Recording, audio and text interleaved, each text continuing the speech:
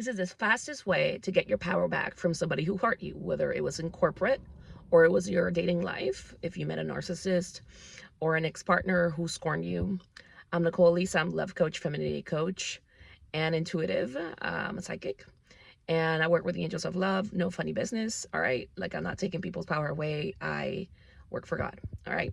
And I spread a beautiful, loving message, and I help you connect and be intuitive and get your own answers. And one of the answers that I'm going to give you today is this. When we experience people who hurt us or who try to damn us, or who, like, that's not what I was going to say, but that's the frequency. Who try to damn us, who try to wrong us, who try to shame us. If you notice, I'm mentioning consciousness words. We want to be really diligent in not giving them our power. So when you try to get your lick back, or you try to prove your worth to them, and you start watching a bunch of videos, like you binge on a bunch of videos on, getting your revenge and letting them see what they missed out on, what you don't realize is that you're creating karmic links with that person, and you're still self-abandoning. So whenever you engage in a war-like energy with somebody, or in a desperate energy with somebody, trying to get them to see you, like you, choose you, or to see what they missed out on, you keep an open door to experiences like that. What you really need to do instead is actually transcend those situations and circumstances, and you've got to be able to choose yourself and not abandon yourself. Okay, so typically speaking, if you're somebody who has a hard time letting go of pain, if you're in self-protection mode after you've been, hurt by somebody, and it's actually important to get all those parts of your soul back. I talk about soul retrieval a lot. There's techniques in which you can do it, like angel clearing work that you can do, even nervous system reprogramming work that you can do. You want to be so filled with your soul and not somebody else's. You don't want pieces of your soul to be around that person, or you don't want to be constantly connecting to them for validation or out of pain or resentment. So how do you actually do that? Okay, well, I do recommend clearing work. I always do, because you don't want to leak power to anyone. So if you are in a pattern of somebody who hurt you, and you keep attracting people that do that, right?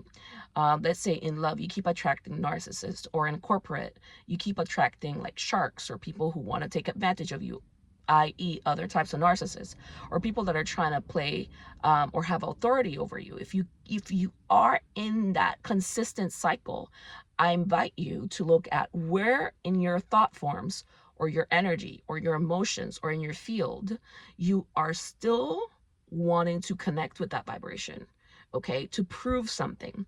So if you are somebody that really wants to heal, two of the main energies that I recommend that you clear, that can be extremely unconscious, even if you're a successful woman, and this can represent a ceiling for you, is an expectation that the world is broken, or I hear that people are broke, or that people are mean, or that people are evil, or that you can't trust no one.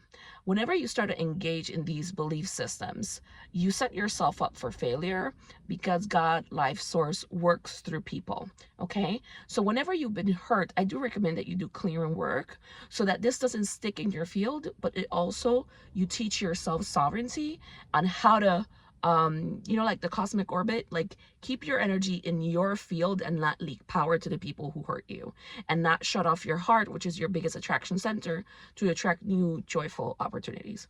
So whatever that looks like, clearing anger, resentment, pain, apathy, disbelief, incongruence is something that I'm hearing, like wherever you're being incongruent with whatever it is that you want to, because it sounds too airy-fairy, or you believe that it's not possible for you to be that happy, it's not possible for you to be that joyful, you keep connecting to the people that like try to hurt you, so you've got to be the most courageous person in the room and choose joy, choose happiness, choose peace.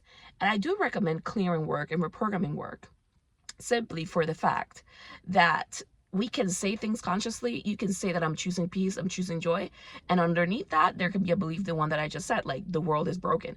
Like I was literally like resting this morning and I heard, like, you know, some people, like, Nicole, do a video, some people have the unconscious belief system that the world is broken. So you can say that you're choosing joy, but then you might feel like you're the only person that's choosing it and that you're going to be alone. You got to know that a lot of more people are choosing joy. A lot of people are choosing their happiness, and they're continuing to learn and grow and to cut off toxic cycles or to create power dynamics with people who hurt them. Leave the narcissist to the side, leave the toxic people to the side, leave the man who scorned you to the side, and choose yourself, you know, joyfully. So I currently have my program Love is Easy, where I help you release a lot of these toxic beliefs about love, wherever you feel like you have to settle. So we're clearing that. We're just focusing on Love is Easy. And we're also working on a program called Joyfully Paid, where we're releasing all the toxic vibration of corporate America or wherever you work or wherever people, and you are attracting more joyful experiences. You know, I had a client once, I'm getting to share a couple of testimonials, where her boss was just playing with her, okay? High level corporate, like director, wanted like a higher role in the company and was figuring out. And when she asked for that raise, the boss was just looking at her like, you know, he was treating her, she was leaking energy. She was like seeking permission. She was doing little girl energy. And I was able to notice that. And I said, like, do you realize that you did this, as I was, you know, working and coaching with her? And she realized it, and I helped her to take back her power. 3 months later, she went in, she got the opportunity that she wanted, including travel, including having her house paid in that area, just completely, like for her to live there, and a bunch of other stuff.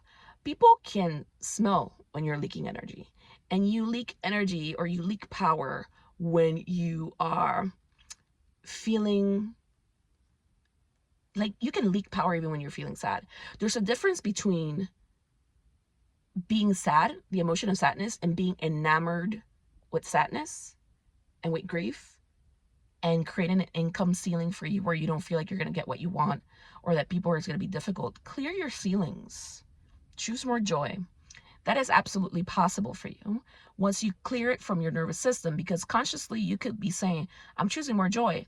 But underneath that, in your nervous system, you have like 12 different limiting belief systems. So if you're interested in these programs and you want to see quick results like that, I definitely recommend it, because I'm going to help you through that nitty gritty and make it very easy for you so that you're not feeling stuck, you know, and you feel safe to attract more and to have that in your capacity. Okay. That's part of capacity, letting go of your attachment to the pain and to the drama of the past and the people that hurt you. Like, grow bigger. Okay. I understand also that what I'm saying is sensitive, because I've been in those circumstances, and your nervous system needs to be super safe to let go of that, so that you're not holding it in your field trying to protect yourself. But then if you start to engage in energies of trying to get your lit back, that actually invites more of that toxic behavior in your life. Okay. So I'm sending you much love. Let me know in the comment section what you got from it, and I would love to see you there.